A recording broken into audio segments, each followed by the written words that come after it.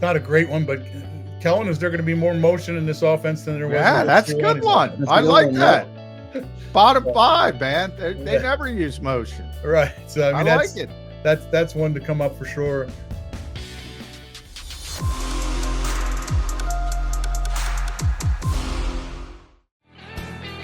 Welcome back in, everybody, to Thursday's edition of Birds 365. We are joined now by Bob Brookover from NJ.com. Bob, welcome to the show, man.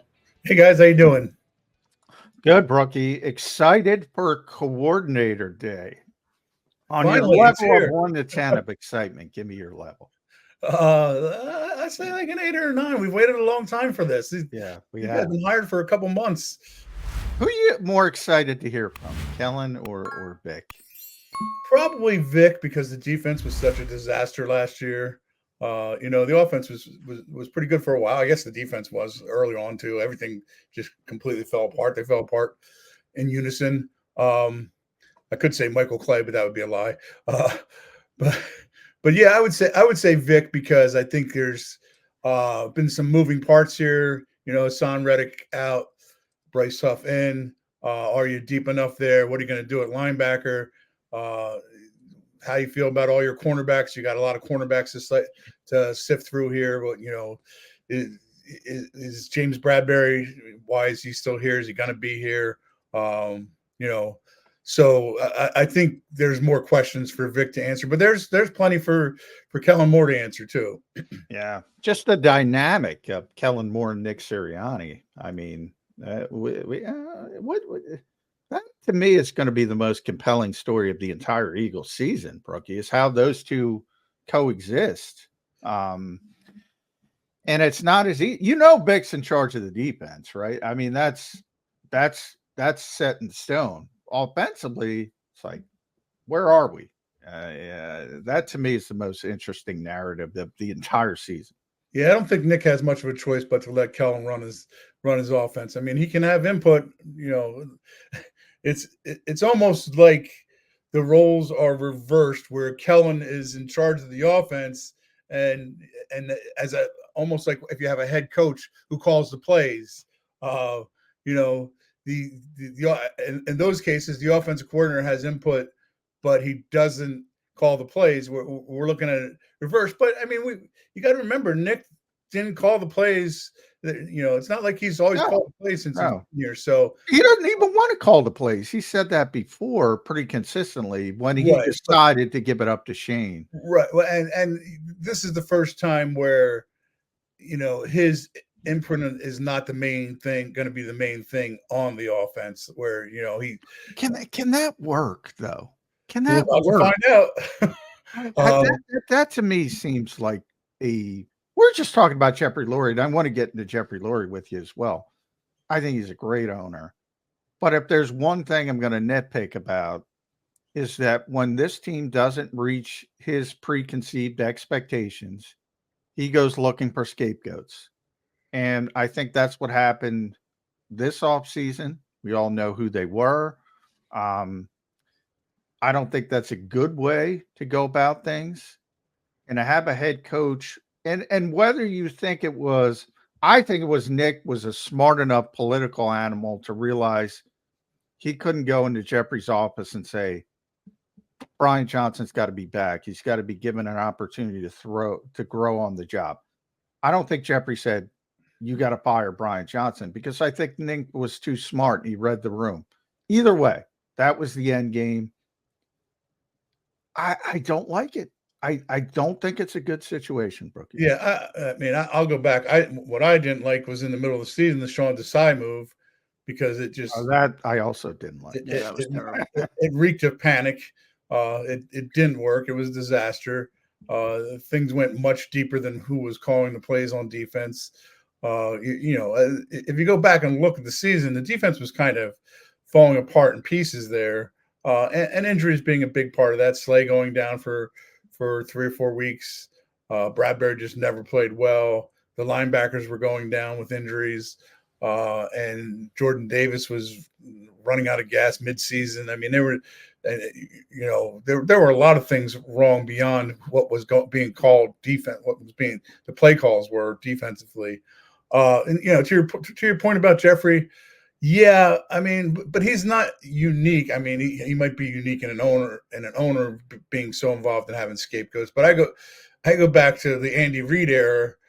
Sean McDermott has one bad season as a defensive coordinator, and Andy panics and makes Juan Castillo the defensive coordinator. I mean, forever, there's always people being the scapegoats, and often it's the the head coach or the general manager, trying to save their own jobs. I mean, one of my favorite stories I've written this offseason was Jim writing about the elder Jim Mora when Vic Fangio was his defensive coordinator in Indianapolis, and Irsay wanted to fire. He got together for his post-season meeting with Jim Mora, and he said, "Yeah, we're going to do this and this and this, and it'll all be great, but you got to fire Vic." And Jim Moore and when I interviewed him, he was in that voice, the playoffs. He's like, "Fire Vic? I'm not firing Vic." And he didn't, and he got fired, which is you're seldom going to see. These guys are going to do what they can to, and I'm not saying they didn't need to move on from Brian Johnson, but to your point, it's going to be fascinating to see how Kellen Moore and Nick coexist in these roles. I mean, it almost has to be that Nick has to put his ego out of the way here and say, "All right, you run the offense, Kellen. I'm in charge of culture," which has been the messaging this offseason. I'm going to make sure this culture is right, which, not a small thing, because it seemed like the culture had lost its way in the middle of last season. You better talk to Kenny Gainwell ASAP. Yeah. Right. That was an interesting little development. Kenny Gainwell, who could, it was hard to get any running back in that locker room to speak last year. They were all, not Rashad Penny, Brookie. Rashad's a great dude. Rashad Penny never played, so nobody wanted to talk to him. But I did actually talk to him once. Yeah, he was willing to talk. Was the guy. I wanted to do a story on the running backs, and it's like, got to get somebody from the running back room. It was Rashad Penny. Yeah. Yeah. Brookie, how much should we be expecting? And maybe it's not at all, because the last 3 years we've essentially been running the Vic Fangio defense, but now we got the guy in the room. How much should we expect to see different about this defense other than the different players? Is it just how you're using the players? What should we expect to change on the defensive side of the ball if we're essentially using the same defense? Yeah, I think Vic will have more moving parts maybe than these other guys. You'll see more innovation because it is his defense. One of the questions, and one of the reasons I'm interested in Vic today too, is it seemed like they really in Miami, in his 1 year in Miami, the Dolphins players thought Vic was really smart, brilliant, but maybe was not as in touch with today's player as he needs to be. I think Vic needs to address those accusations too today, and that'll be interesting. Vic's obviously old school. When I talk about a guy who, who got protected by Jim Mora, who's been out of the game for more than a decade. Vic coached the Philadelphia Stars. Yeah, Damo. I was going to bring up Damo. Damo covered him. That was the first pro stuff I ever covered was the Philadelphia Stars when I was still in college. So I to be honest, I don't remember Vic, but I'm sure Vic doesn't remember me either. A great what a great team that was, by the way. Oh, they were good. I would have loved to have seen him play the Eagles at that time. It would have been a game. Yeah. To wrap up, because you did a nice piece on 30 years of the Eagles under Jeffrey Lurie, and comparing it to the rest of the NFL over at NJ.com. Read Brookie there. You know the Eagles prior to Jeffrey Lurie and post Jeffrey Lurie. It's pretty stinking good.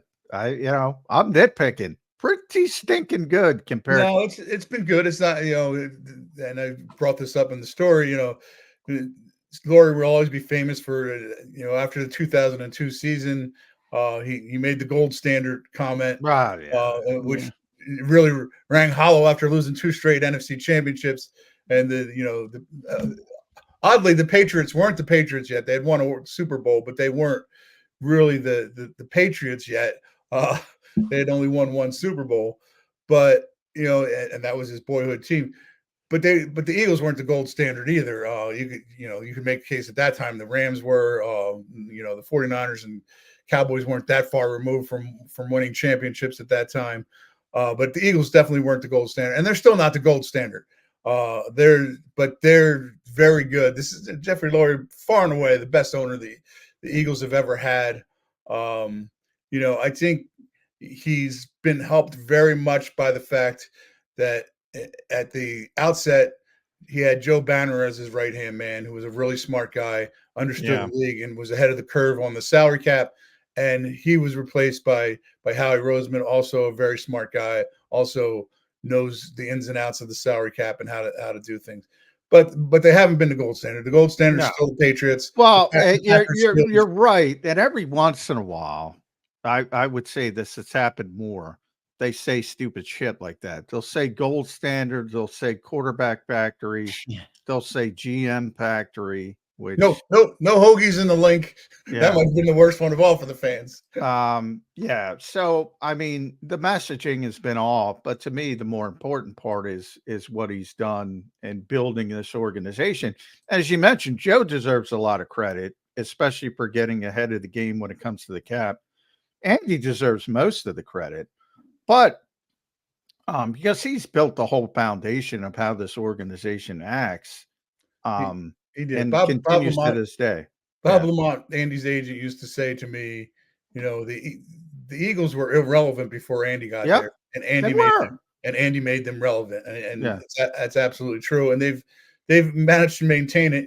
Speaking of gold standards, Kansas City's the gold standard in the NFL right now, and who's their coach? Yeah. Brookie, I want to go to the. Go ahead, John. No, I was just saying Andy is the key to it all, but Jeffrey is an owner, and you can see this. To recognize when you have good employees, that's a valuable trait that most owners don't have, to be honest. He's he's hired. This may be my favorite. Jeffrey Lurie, during his tenure as the owner, they've hired, what is it, 5 now?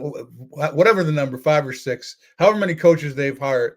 Every one of them has gone to the playoffs at least once. So I mean, it wasn't a bust in any of them in terms of some of them fade quickly. Chip, we'll talk more about tomorrow. And even Ray Rhodes, his first hire was brought in brimstone and fire, but then it didn't last, and which often doesn't. But and Nick's first 3 years better than any of them. I was just talking about the stretch where they won so many games, whatever it was, 25 of 27, 26 of 28, I forget. But that was the best stretch of Eagles football ever. I mean, ever. They just kept winning and winning and winning. That's what makes the collapse last year so strange. It's like, how do you go from that, winning that consistently, and then falling completely off a cliff? I don't think any of us know. But Kenny Gainwell tried to explain it. I'm not sure I understand Kenny Gainwell's explanation. He started off talking about connection, Brookie. Then he ended up with what I felt was a confidence issue. And I lean more towards the confidence. They got punched in the face by San Francisco and Dallas back-to-back weeks. And I think they all said, we're not good enough.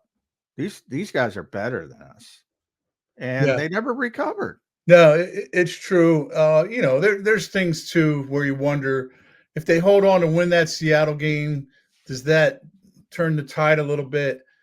And then I remember going to the Tampa Bay, and I was in a weird position because I never really saw good Eagles. I saw them beat Kansas City, and then the Bills at home, and those were 2 good games. And then I just saw nothing but bad after that. But then you go into the Tampa Bay game, and you don't have AJ Brown, Devontae Smith's banged up. Jalen Hurts is banged up. The defense. No Reed Blankenship, if you want to throw that in. Right. No Reed Blankenship. I mean, it was disaster. And people, somebody asked me, how can you pick against the Eagles in this game? Tampa Bay's not.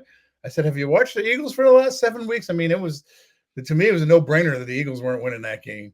I admit, when I was flying down to Tampa, I thought there was no way Nick Sirianni was getting fired, And I thought even if they lost, and I thought people who would bring that up, I'd say you're just being silly.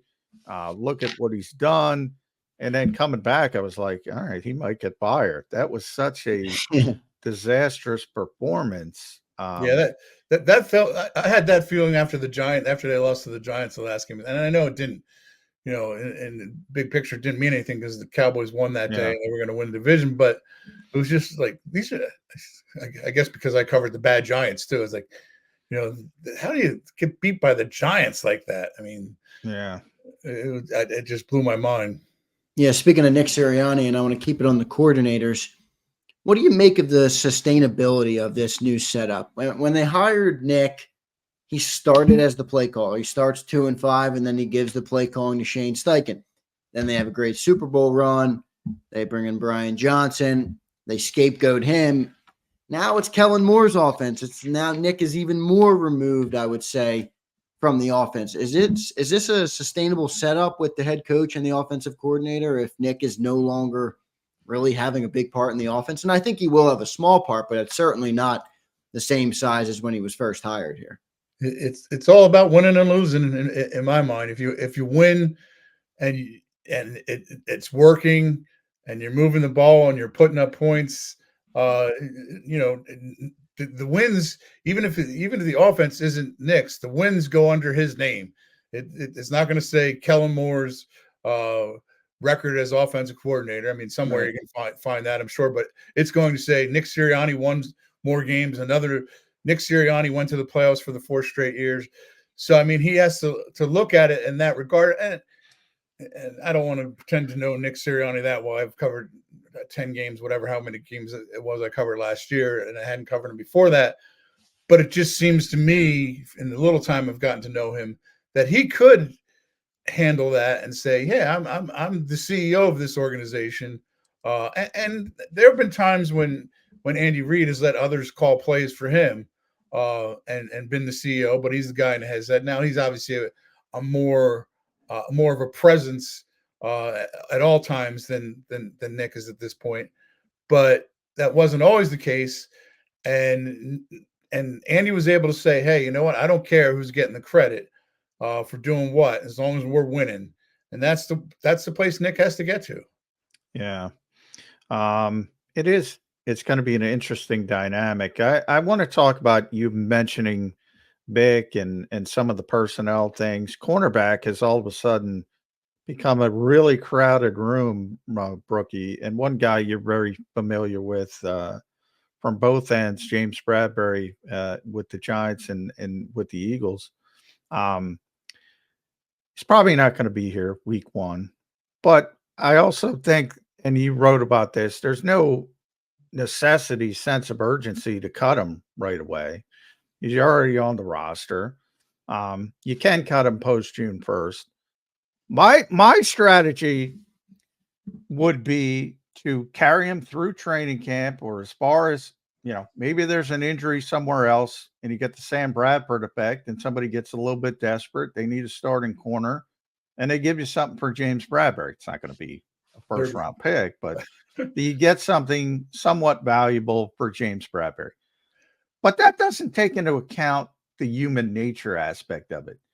And you can't just string people along. You can if you want to be a dick, but James probably sees the writing on the wall. If you're the GM, I'm giving you Howie Roseman's hat, Brookie. How do you handle this James Bradbury situation? Yeah, I'm sure he has by now taken James's temperature and, okay, what's your feeling on everything? And I don't want to sell him a bill of goods because, to me, if you start doing that, James Bradbury has friends in the NFL, and he starts saying, "Yeah, they told me this," and and he also has an agent. And, "Yeah, the Eagles did this to my guy. I'm not gonna. You don't want to play that game." So you take his temperature, and maybe you keep him in training camp. If I'm the Eagles, maybe I do want to see what he looks like in training camp. Because you never know who gets hurt in training camp. I was looking through guys who've been drafted in the first round, cornerbacks in the last 10 years or so, the other day, and a lot of them didn't make it through the season. Yeah. And that's the Yeah. nature of the position. It's such a quick twist, knee punishment on the knees by what you have to do at that position. So, to your point, keep them as long as you can. And as I wrote in my story, whatever James Bradbury rubs off on Quinyon Mitchell or Cooper DeJean or any other young player, it's going to be a good thing. I would want Slay's confidence rubbing off on all my younger players, but I'm not sure I want all of, I know how he came out and told Quinyon Mitchell he wants him to sleep next to, live next to, sleep next to, do everything with Slay. And Slay's been a great player. But I'm not sure Slay's always the guy that you want to voice in the players of your young players' heads, because he's also got a very fierce independent streak, when it comes to. He does. So, but you know what? He's a great teammate, though. He tries to pick everybody up. Now he does. He will speak up if he doesn't like the way he's being used. That's the part of what I'm more alluding to. But to your point about Bradbury, I just think, you keep him around, and if somebody at some point, even a 7th round pick, and maybe try to make things right for Bradbury, say, hey, we're sending you here. You're going to get a chance to play here, turn things around. But I think your idea is probably the best one that there is. Yeah, I think there's an interesting element too with the culture that goes into it. I'm alluding again to Kenny Gainwell's comments, kind of the disconnect almost he mentioned between the upstairs and the guys in the locker room. I don't think you want to fracture that going into the season. So you got to handle the James Bradbury situation the right way. I mean, if all the veterans love James Bradbury, despite what the fans think, and then you do him wrong, you might further that disconnect going into the season, which wouldn't be a good thing. Yeah, all right. And I think there's a pretty good kumbaya going on with this team right now after what happened last season. I think Saquon Barkley coming in has rejuvenated a lot of these offensive guys. Jalen Hurts seems to have taken a liking to Saquon right away. He's got a squad partner. Right. Exactly. But he seems to, really be on board with that. AJ Brown's already gone to a Sixers game with Saquon. Saquon, to me, is one of those personalities that guys just gravitate toward him. Now he has to stay healthy and play well for that to work. But, I think he's a guy who, despite being his first year in that locker room, is going to be an immediate leader. So you have that factor. Defensively, I think they need to find themselves more and who's going to be the leader of that defense. Brandon Graham, that's great. But to me, you need a guy who's on the field more to be that guy who's going to really pick things up. And I'm not sure who that guy is. Who is that guy? There's no obvious answer to this after Fletcher's you typically go to linebacker, but I mean, that's just not relevant here because of what the Eagles have done with that position. Devin White is a guy who's been around, but is it Darius Slay at this point? Yeah, but he's not really he's not the vocal guy, but they've kind of pointed to him. They gave him the cap. No, I mean, yeah, I didn't mean it like that. But yeah, maybe CJ Gardner-Johnson can pull it off because he's been in that locker room. He knows people, but there's so much turnover. There's so many guys who weren't there when he was last there. So, that's interesting. I hadn't thought about leadership. Fletch is going to be missed. I don't. There's not a natural. Other than, and you can't, this is one thing that the 5th round picks, Brookie. I mean, maybe Jeremiah Trotter Jr. develops into that type of leader, but it's crazy to me.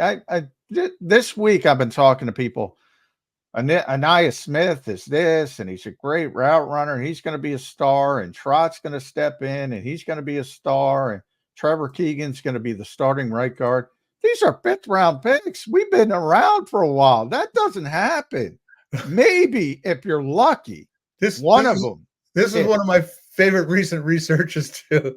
From 2017 to 2020, the Eagles drafted 28 players.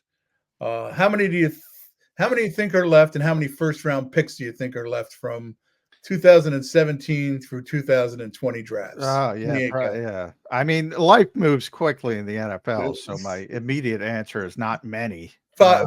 The answer is 5, and 4 of them came from the 2018 draft, which was the only one that didn't have a first-round Yeah, pick. that was the phenomenal Right. draft. Yeah, That was the Dallas yeah. Goddard draft. Dallas Yeah, Goddard, Jordan Mailata. Jordan Mailata, yeah.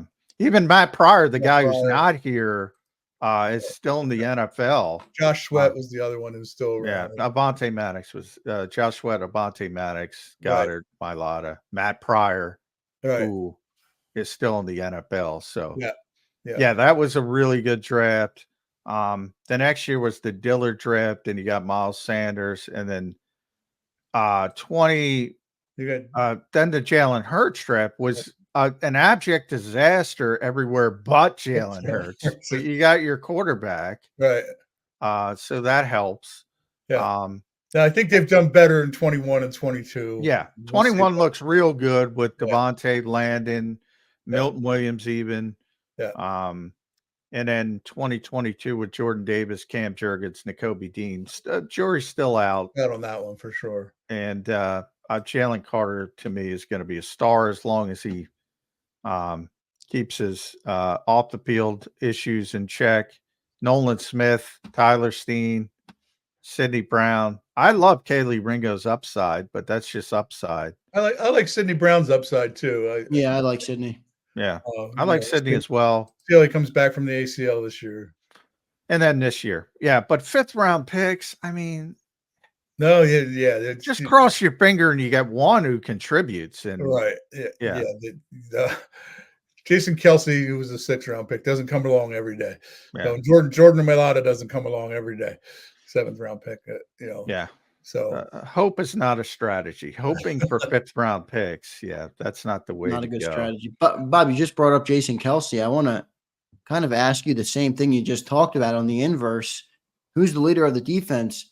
Well, Jason Kelsey's gone on offense. I think he was the leader on that offensive side. I think it's more obvious who should step up into the leader role on offense, Jalen Hurts, A.J. Brown. But how do you think that plays out? Jalen Hurts is not that same type of leader as people are used to. Who do you think steps up into that role? Is it more A.J. Brown? Yeah, I'm not sure it's so much A.J. because I don't see him being – I see him being as a guy making guys accountable in terms of doing their work, doing the right things in the locker room. But I'm going to go back to Saquon. I think he can be that guy right away. And I think Jalen is smart enough to understand, hey, he's got to be a little more out there. And he seems like he has been a little more out there. I don't even know what made me go back to look at this, but it impressed me about Jalen when we were this is what it was. Some of the rookies talking about, Jalen was, and we're talking about 3rd and 4th round picks here, 4th and 5th round picks. Jalen called me right away. He was the first guy to call me. That impressed. And then I was looking at a story I did on Tyree Phillips after he went back to the Giants after spending some time on the Eagles practice squad. And I was reading Tyree Phillips and saying, yeah, Jalen called me to congratulate me after I went back to the Giants. And that impressed me that, Tyree Phillips was a practice squad guy who Jalen Hurts didn't, he's a quarterback and he called. So I think that's in there. I'm fascinated to see what Jalen is like outwardly. I don't think he's ever going to give us, the media, what we want in terms of a relationship with him. But I can see him being more of a leader. And the other guy to me, to your point, Andrews, I think there's leaders on that offensive side of the ball. The other guy to me who can pick up the slack for Kelsey on the offensive line is Jordan Mailata. I think Jordan has that type of personality to demand and in the right sort of way. So I think there are guys on that side of the ball too. George just got to clean up the language in front of the camera. He doesn't. He can come on your show. I love it. I'm joking. I love Jordan. He can come on your drop show. as many F-bombs as you want, Jordan. I love it. At Brookover, Shane Steichen, famous dropper of F-bombs as well. I love Shane as well. Follow Bob. I'll tell you my favorite F-bomb story. Somebody who recently died, Whitey Herzog, when he was the manager of the Cardinals, hated the electronic media, hated the TVs and the and the radios, but he loved the print media. So whenever they were all in the room together, he would just drop F-bombs. So they couldn't use it. Yeah. I love that. At BrookOB, make sure you follow Brookie over at NJ.com on Twitter. Does a tremendous job covering this team. You got to change your link on your Twitter page, NJ.com/Eagles, Brookie. You still got the Giants up there. Oh, all right. I didn't even know I did that. Well, I just checked. All right. So we'll get that done. Make sure you read him. He's doing tremendous work with our buddy Chris Franklin as well over at NJ.com. All right. Since you want to talk to Vic, I'm going to make it more difficult. First question you're giving to Kellen Moore. If you're leading off, first question. Not a great one, but Kellen, is there going to be more motion in this offense than there was? Yeah, that's a good one. I like that. Bottom five, man. They never use motion. Right. So I like it. That's one to come up for sure. Not that this is as much his call, but who's your right guard going to be? Obviously, there's plenty to ask. That's Stout's call. Maybe we'll get Stout in the that would be great if we could get him in there on a consistent basis. But really, he is like a fourth coordinator. So. Yeah, well, he is the run game coordinator, right? But we don't get to get him on podium all the time. That's all that matters. Yeah, you're right. Bob, thanks for joining the show, man. We appreciate it. We'll be looking forward to hearing what you have to ask to the coordinators later on today. All right. Safe travels. I'll see you down there. All right. I'll see you down. There's Bob Brookover from NJ.com writing about the Eagles. And I always love hearing what he has to say about Saquon, just because he covered Saquon all through his tenure in New York. So Bob has some good insights on Saquon. I love his Woody Herzog story. Yeah, guys do that. They use that. You know what story I think of every time we talk F-bomb? You can probably guess. My Adrian Peterson story. Yeah, your Adrian Peterson and Chester Taylor story. Yeah. The F-bombs, AJ's like that. AJ's like he doesn't drop F-bombs, but all the cameras show up and he gives the bland answers, and then they go away, and I'll answer anything you want, and I'll be truthful, but he does not want to do it with the cameras around. Is Jalen at all like that? No. Jalen, like when I'm talking about off the record, is Jalen a guy that you guys talk to, or is he pretty mute with you guys overall? We generally get one opportunity a year to talk to. Jalen only gets the podium treatment. Very rarely at the end of the season, clean out day, he might do something at his locker, but he doesn't generally. And most quarterbacks don't, because there's many people. So it's not that part of it. It's just the enormity of the job requires the podium treatment, and everybody's on guard at the podium. So it is what it is. We'll go to our final commercial timeout of this Thursday edition of Birds 365. We'll put a wrap on Birds 365 coming up next, and we'll get John's final thoughts as he prepares to talk to the coordinators later today at 1 p.m. Eastern. So Shane Steichen, Kellen Moore and Vic Fangio set to speak later today, so we'll hear from them. Stay tuned on Birds 365. Don't forget to like the show. Looks like we're almost at the 100 mark, so we appreciate everybody tuning in. Stay locked in on Birds 365. If you missed any of today's show on the JAKIB Media channel, listen to the podcast on your way home. Available on YouTube, Apple, and Spotify.